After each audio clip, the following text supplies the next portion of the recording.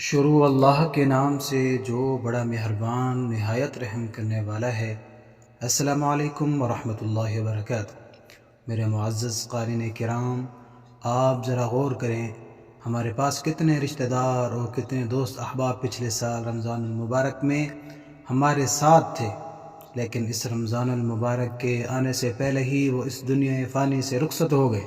اور انہیں یہ مبارک مہینہ نصیب نہ ہوا، جبکہ ہمیں اللہ تعالیٰ نے زندگی اور تندرستی دی اور یہ مبارک مہینہ نصیب فرما کر ہمیں ایک بار پھر موقع دیا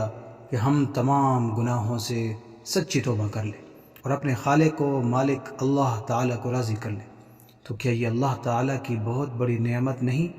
اور یہ بھی ہو سکتا ہے کہ یہ رمضان المبارک ہماری زندگی کا آخری رمضان ہو اور آئندہ رمضان کے آنے سے پہلے ہی ہم بھی اس جہان فانی سے رخصت ہو جائیں، تو ہمیں یہ موقع غنیمت تصور کر کے اس کی برکات کو سمیٹنے کی بھرپور کوشش کرنی چاہیے۔ یہی وجہ ہے کہ جب رمضان المبارک کا مہینہ شروع ہوتا تو رسول اکرم صلی اللہ علیہ وسلم صحابہ کرام رضی اللہ عنہم اجمعین کو اس کے آنے کی بشارت سناتے اور انہیں مبارکباد دیتے،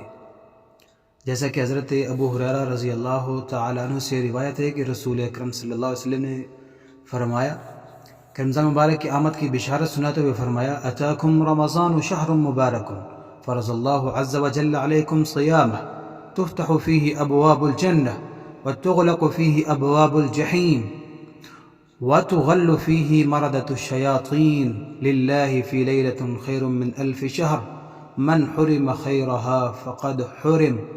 تمہارے پاس ماہ رمضان آ چکا جو کہ بابرکت مہینہ ہے، اللہ تعالیٰ نے تم پر اس کے روزے فرض کیے ہیں، اس میں جنت کے دروازے کھول دیے جاتے ہیں اور جہنم کے دروازے بند کر دیے جاتے ہیں اور اس کے سرکش شیاطین جکڑ دیے جاتے ہیں، اور اس میں اللہ کے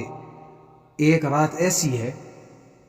جو 1000 مہینوں سے افضل ہے۔ جو شخص اس کی خیر سے محروم رہ جائے وہی دراصل محروم ہوتا ہے۔